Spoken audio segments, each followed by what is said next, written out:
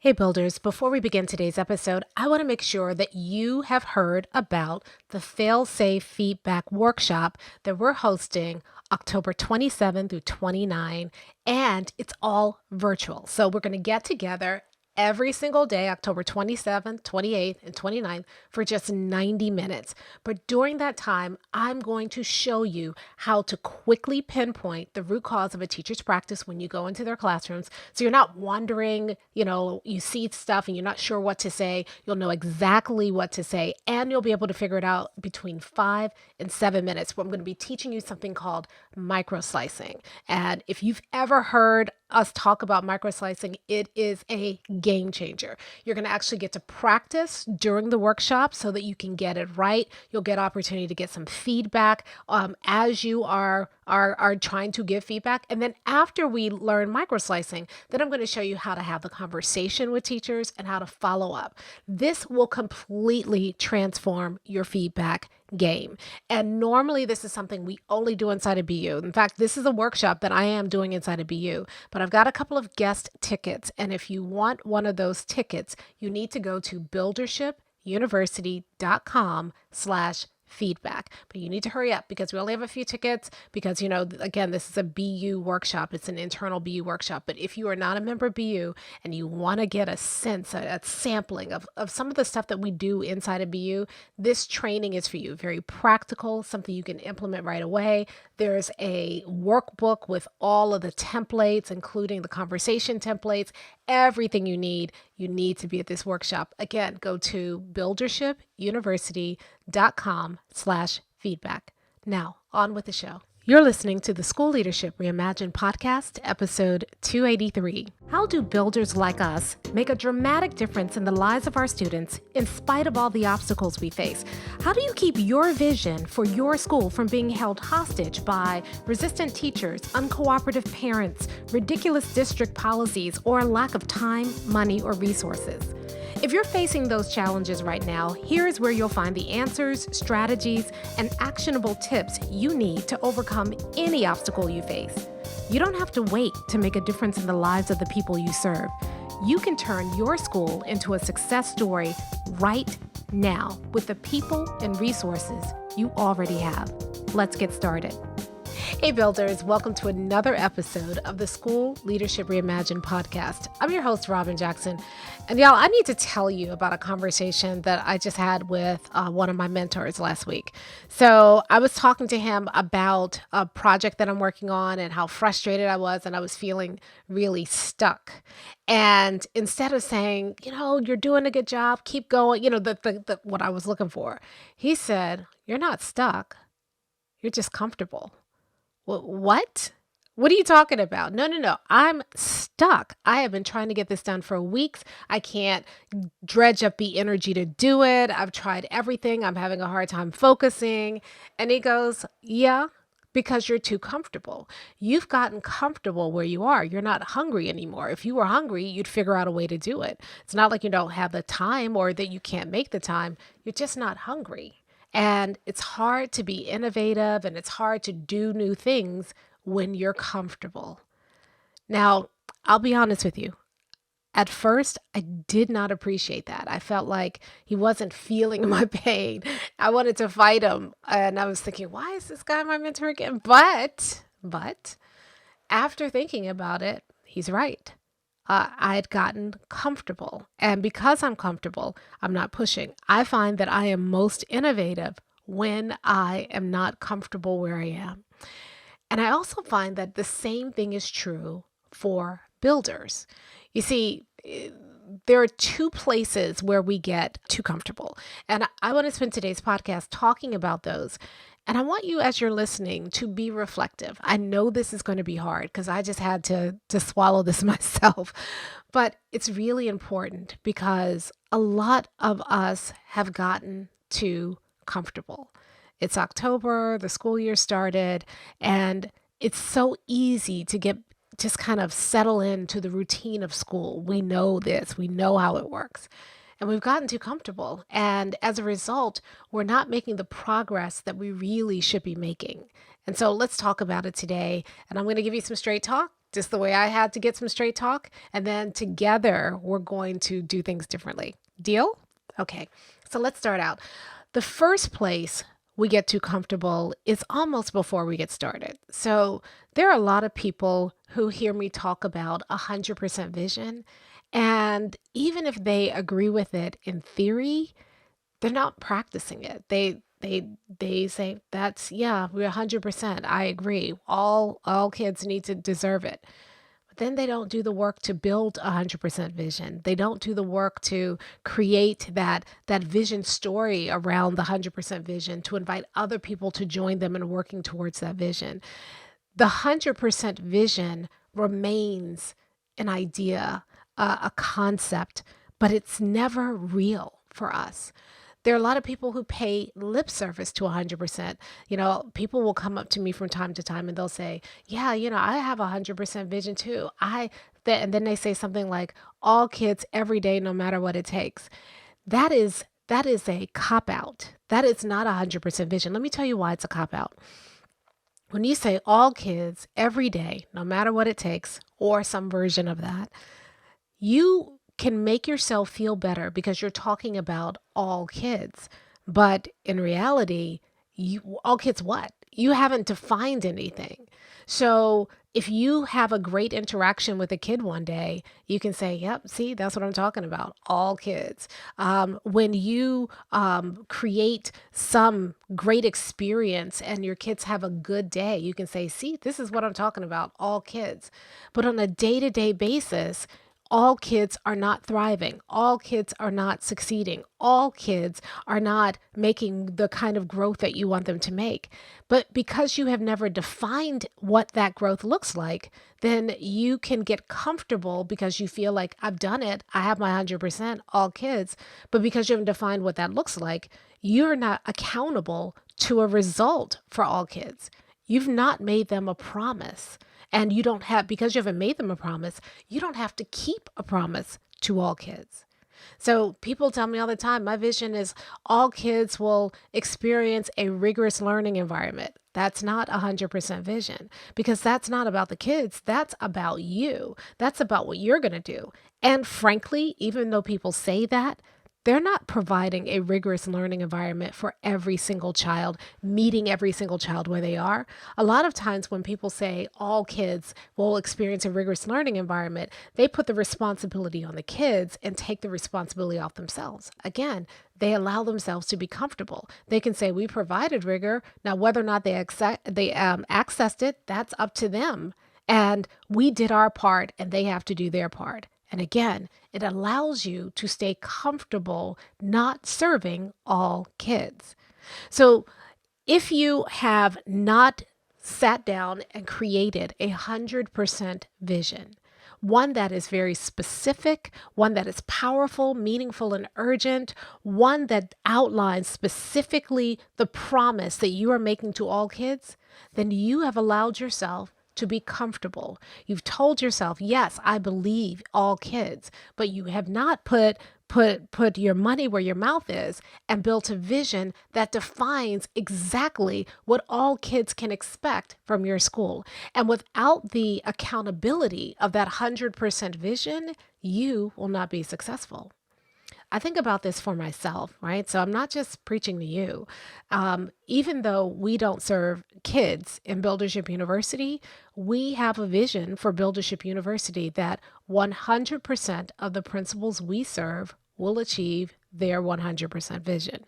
Now, we're not there yet, which is why we're constantly tweaking Buildership University and adjusting what we do and streamlining it. We just released the new Buildership 2.0 model this summer to be able to get people there faster. And what we are seeing is that even though we're not there yet with people reaching their 100% vision, what we are seeing is that we're getting closer and closer and closer to everybody setting the right vision, having those big, huge wins. And so we're judging not just the 100% vision final thing. We're also judging because we believe if you follow the path, you will get to your 100% vision. So we're judging ourselves on did 100% of people hit and achieve each of these milestones? Do we have 100% of the people following the path? And so we've been setting up systems to hold ourselves ourselves accountable. And I'll be honest with you, when we look at the numbers, it's very uncomfortable because it's not 100% yet. But that 100% goal is what keeps us uncomfortable with anything else. And if you are uncomfortable with anything less than 100%, then you won't get stuck. You won't get complacent or lazy because that 100% vision is always in front of you. People talk to me all the time and say, Robyn, you shouldn't push 100%. The research says that if you do that, it's demotivating. But my experience has been the opposite because when you say 100%, it is very motivating. People hit milestones. We have people in BU who have shot to the top of their district or who have doubled their achievement from the year before or who have made these huge gains in all of these areas. And it gets to the point where they're just like, I mean, yeah, it's great. We're still moving towards 100%. So they can celebrate those milestones, but those milestones don't make them so comfortable that they stop pushing. Other people, they hit a milestone, they celebrate, they have a party, and then they're like, whew, that was exhausting, and we're done because the milestone was the goal, not 100%. And so I actually find that 100% is more motivating. It keeps you going versus the way that we were trained to do it, which is to set this incremental growth goal, hit the goal, then collapse and say, okay, well, we've done that. And then drag yourself back up to set another goal, work really hard, hit the goal, maybe, and then collapse again. It's that start and stop thing that I think is so that makes us comfortable. We get comfortable with tiny incremental gains. When you are a builder, you don't get comfortable. The 100% vision keeps you from getting comfortable with tiny incremental gains. And it also keeps you from getting arrogant with the big gains that come from being a builder. Because when you hit those gains, you're just like, okay, yeah, that's great. Now let's get to the next thing. We've had builders in BU now who have hit their 100% goal. And so now they're looking at the next goal. They're not like, okay, I'm ready to go on Oprah. Wait a minute, Oprah doesn't have a show anymore. I'm ready. I don't know who has a show. Kelly Clarkson. I'm ready to go on her show and tell everybody how I did it. No, they're saying that was great. We hit it. So now we know we can hit 100%. Let's deal with the next thing and the next thing. And you know who benefits from that? Your children, because they are getting better and better. They're doing things they didn't even know they were capable of doing. They're having experiences in your school that are unlike what other children are experiencing and that are going to be life altering, all because you said 100%. So the first way that we get too comfortable is that we let ourselves off the hook with 100%. We create a vague vision. 100% of students will reach their full potential. I don't know what that means. Neither do you, quite frankly. And so you can feel good about saying 100% without being accountable to that 100%. Or we don't set 100% vision and we settle on those kind of tiny incremental goals and we allow ourselves to get comfortable as long as we are making progress. There are a lot of people who have decent schools. They're not great schools. They're not 100% schools, but they're not the worst school in the district either. And so they feel as long as I hit the yearly milestones that my district sets, which are always too low, then I'm fine. At least I'm not the school down the street. Really. Do you want to be the tallest jockey at the racetrack? Is that really your goal? Is that why you became an educator? Or do you want to do something transformative? I know we were trained to think in tiny incremental goals. I know we were trained to think as long as I'm not as bad as this school, I'm okay. I know we were trained to be comfortable with mediocrity. But that was then. Now you are a builder. And as a builder, you're no longer comfortable with mediocrity. Doesn't matter that you're not as bad as the school down the street. What does the school down the street have to do with you anyway? What matters to you are the kids in front of you. And are you doing your best for those kids? That's what's going to keep you moving. That's what's going to keep you pushing and innovating. But unfortunately, many of us have gotten too comfortable. Now, the second way that we've gotten too comfortable, first way, let ourselves off the hook with 100% by not pursuing it or not defining it. The second way we've gotten too comfortable is that we start pursuing our 100% vision with passion and vigor. And then we hit our first couple of wins. And the wins are bigger than anything that we could have imagined. We're getting pats on the back. We're getting accolades. The superintendent is visiting our school talking about this is amazing. How did you do it? You've far outshined every other school in the district. And it happens. It's pretty common, quite frankly, for the builders who do the work. It's just a matter of time. That will happen. But after you get that first big win, you rest on it. You think, we did it. You get so rewarded for that first big win that you stop looking ahead. You're saying, you know what, that was good. And then you just stop pushing because you've got a win underneath your belt. Is that right? A win underneath your belt? I think that's the turn of phrase. You've got a win. And now you're riding high because your win has put you at the top of the pack. And so you don't feel like you have to work as hard or work in pursue things in the same way because you have that win. And a lot of people hit those first couple of wins and then they stop pushing because they get comfortable with that. They get that win was so much better than anything that they could have imagined for themselves that when they hit it, they're saying, golly, the old you would have never dreamed of getting there. The old you that win would have taken you 3 years. You did it in 3 months. And so the new you thinks, well, I've far surpassed even what I thought we were capable of. Let's just rest a little bit. Let's just take it easy for a little bit. Let's allow ourselves to enjoy the win. We stop pushing. We stop pursuing our 100% vision, and we settle for not a tiny incremental win, a big incremental win, but it's incremental nevertheless. People get on me all the time and they say, Robyn, listen, you keep downing incremental wins. There's value to incremental wins. And the reason that I don't like the focus on incremental wins is that a lot of times when you focus too much on that incremental growth, each increment feels like finality. Each increment allows you the excuse to stop pushing because the increment becomes the goal rather than the bigger goal. And when you start getting those wins, you can get to a place less than 100% where you are comfortable and then you stop pushing. That's what happened to me recently. We were pushing and we hit some milestones and I was like, this is great.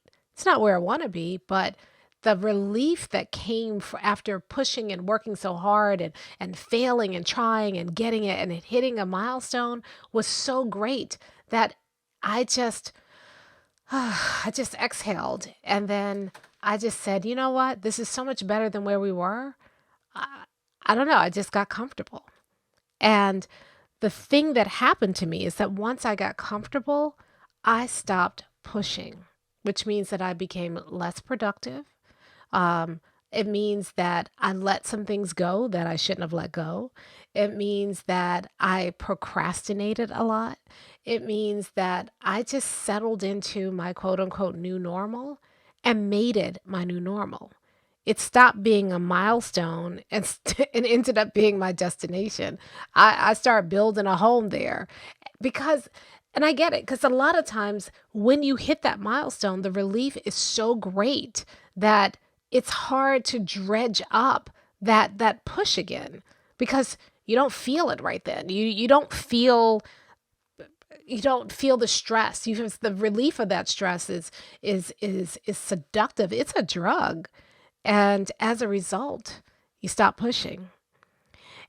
And I would be willing to bet that a lot of you who are listening right now, you've gotten comfortable.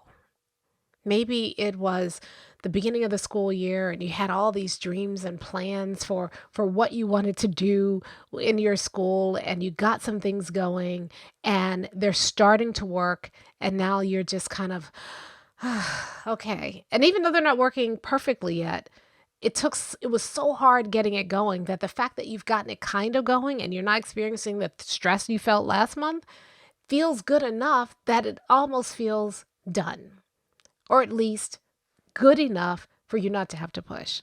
Maybe you started out with 100% vision. Maybe you created one last year. And now that you have your 100% vision, you started with a big push for it, and people embraced it and got excited about it. And they said, yes, 100%. But maybe you didn't make the progress you wanted to make, or didn't get all the pieces in place that you needed to get in place to achieve your vision. And yet your culture feels so much better. The few things that you did get in place have made such a difference that it feels good enough. Maybe last year you worked really hard and you got your scores over the summer and you saw progress, one where you wanted it to be yet, but it was better than you expected. And so that feels good enough. Maybe you had a great summer. You came to our summer boot camp. You learned some things. You learned about how to get your whole staff aligned in the next 90 days. Well, 90 days has come. It's here. And you did a lot of the things you learned in the boot camp, and you got several teachers that you never imagined you would get to start supporting the work. And the energy that created was good enough. There's still some teachers in your building who don't support your vision, who are not moving, but you got some teachers, and that feels good enough.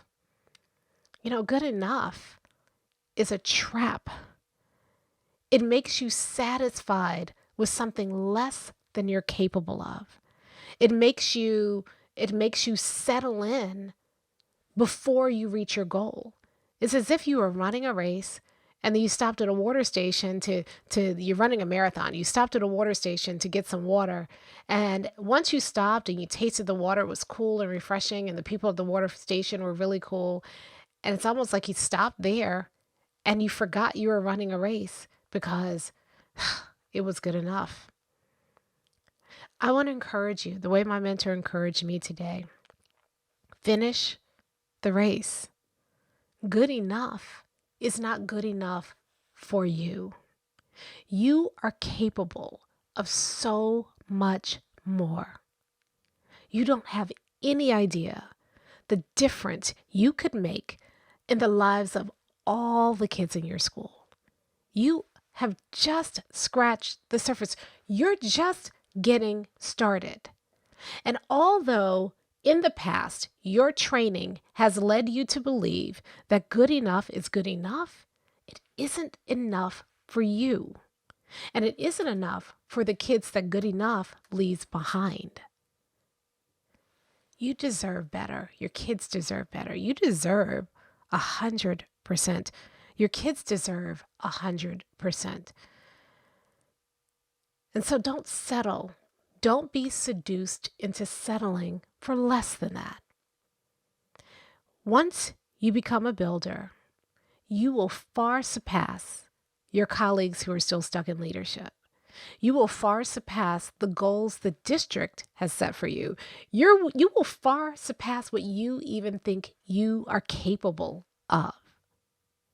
And so you've got to stop settling and thinking small and thinking good enough.